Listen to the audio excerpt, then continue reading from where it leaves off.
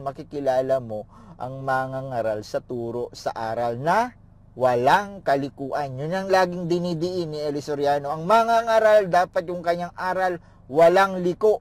Focus tayo dapat sa aral sa Ebanghelyo. At dapat si Kristo ang dapat focus natin, hindi yung isang tao.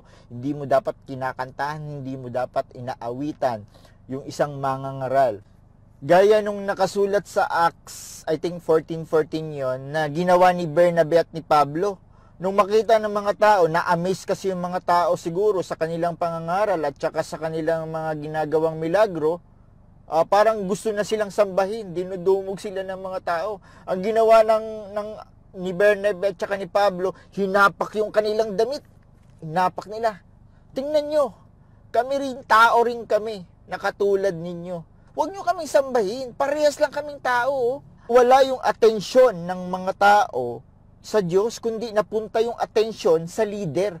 So yun ang ayaw ng leader, ng pagkalingkod ka ng Diyos, pagka-leader ka ng Diyos, dapat mga ganong diwa, ikaw na mismo ang iiwas. Hinapak nila yung kanilang damit.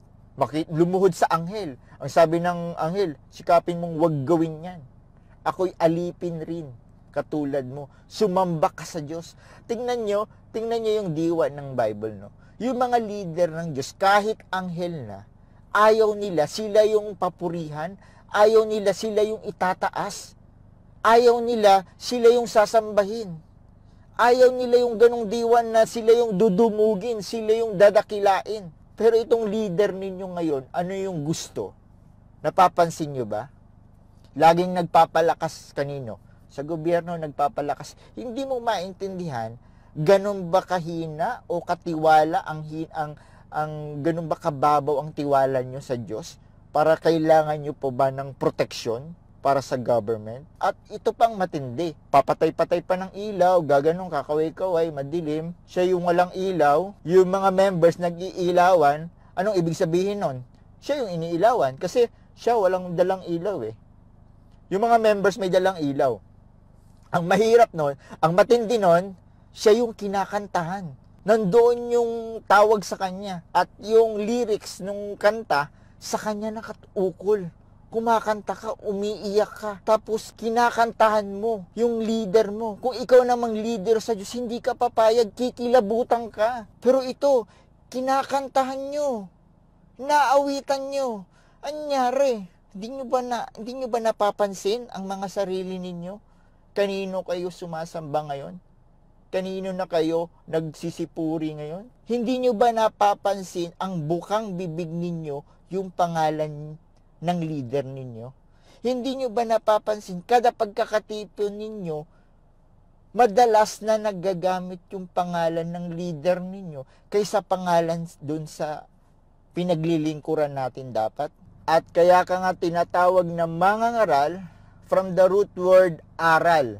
Kailangan mong mangaral. Sabi nga dun sa kasulatan, nakakalimutan ko lang yung sitas, pero kabisado ko pa yung laman ng sitas. Ang sabi dito, ang sino mang tao ang nag-iibig gumawa ng kanyang kalooban ay makikilala niya ang turo kung ito'y sa Diyos o kung ako'y nagsasalita ng mula sa aking sarili.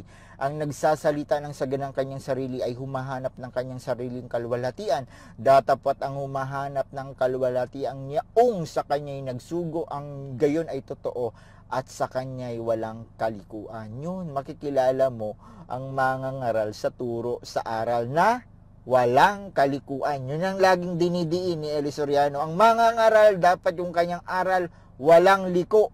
Pabalik-balik na lang yung isang verse, sabi nga doon sa Reddit, sabi nung isang kapatid na dinala niya daw yung kanyang boyfriend. Nung nag-observe yung boyfriend, bakit ganon? Napakadali na lang intindihin yung verse. Bakit kailangan ulit-ulitin? Bakit kailangan pang humaba ng humaba? Sakit na daw nung puwet nung kanyang boyfriend. Oo nga naman, di ba?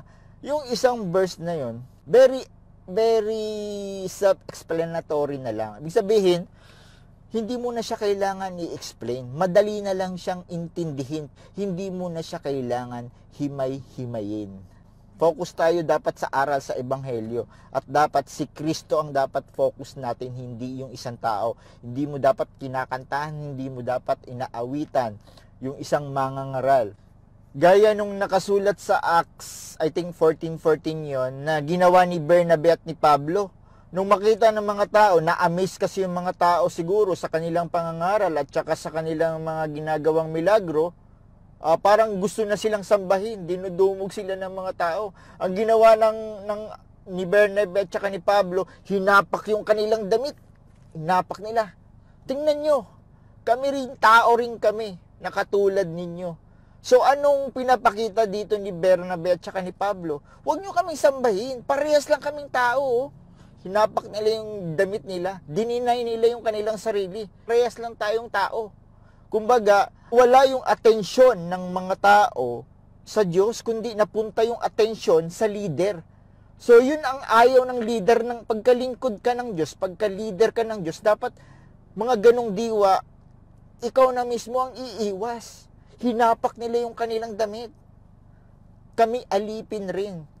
Katulad rin namin kayo, mga tao. Ganon din yung diwa ng mga anghel eh. Yung mga anghel ng Diyos. Nung mga dun sa Apokalipsis nakita, sino ba yung nakakita? Na pinakitaan ng mga mahiwaga. So, ang biglang response ng lingkod ng Diyos, lumuhod. Lumuhod sa anghel. Ang sabi ng anghel, sikapin mong wag gawin yan. Ako'y alipin rin. Katulad mo, sumamba ka sa Diyos. Tingnan nyo yung diwa ng Bible, no? Yung mga leader ng Diyos, kahit anghel na, ayaw nila sila yung papurihan, ayaw nila sila yung itataas, ayaw nila sila yung sasambahin, ayaw nila yung ganong diwa na sila yung dudumugin, sila yung dadakilain. Pero itong leader ninyo ngayon, ano yung gusto? Napapansin nyo ba? Laging nagpapalakas kanino? Sa gobyerno nagpapalakas. Hindi mo maintindihan ganun ba kahina o katiwala ang ganun ba kababaw ang tiwala nyo sa Diyos para kailangan nyo po ba ng proteksyon para sa government? Nakakita ba kayo ng ganung diwa yung mga leader ng Diyos nagpapalakas sa mga Romano para hindi sila usigin? Diba gusto ng leader nyo ngayon na lagi siyang parangalan, na meron pang isusukbe, tapos may banda pa, tapos may sumasayaw pa. Ang layo ng diwa ng mga leader ng Diyos nung unang panahon. Nung unang panahon, pagka pumupunta sila sa isang lugar, talagang ayaw nila, di ba? Hinapak nila yung kanilang damit. Pero ito, pagka pupunta sa isang lugar, talagang dinudumog siya, talagang niyayakap, may umiiyak pa. Picture, umiiyak pa. Diba, gustong-gusto niya naman. At ito pang matindi. Papatay-patay pa ng ilaw, gaganong kakaway-kaway, madilim. Siya yung walang ilaw. Yung mga members nag-iilawan. Anong ibig sabihin nun? Siya yung iniilawan. Kasi siya walang dalang ilaw eh. Yung mga members may dalang ilaw. Ang mahirap nun, ang matindi nun, siya yung kinakantahan. Nandoon yung tawag sa kanya. At yung lyrics nung kanta, sa kanya nakatukol. Kumakanta ka, umiiyak ka. Tapos kinakantahan ka. Kinakantahan mo yung leader mo. Kung ikaw namang leader sa Diyos, hindi ka papayag, kikilabutan ka. Yung ang simple nga lang yung pagdumog kay Bernabe at saka Pablo, galit na sila, hinapak nila yung kanilang, kapatid, huwag nyo itong gawin. Tao din kami. Sumamba kayo sa Diyos. Pero ito, kinakantahan nyo. Naawitan nyo. Anyari? Hindi nyo ba napapansin ang mga sarili ninyo? Kanino kayo sumasamba ngayon? Kanino na kayo nagsisipuri ngayon? Hindi nyo ba napapansin ang bukang bibig ninyo yung pangalan ng leader ninyo? Hindi nyo ba napapansin kada pagkakatipon ninyo, madalas na nagagamit yung pangalan ng leader ninyo kaysa pangalan dun sa pinaglilingkuran natin dapat? So kanino na kayo nakafocus? Dun na kayo sa leader. Dun na kayo sumasambay. Yun yung nakasulat sa Gawa 14:14. Yung ayaw ng leader ng Diyos na sambahin sila.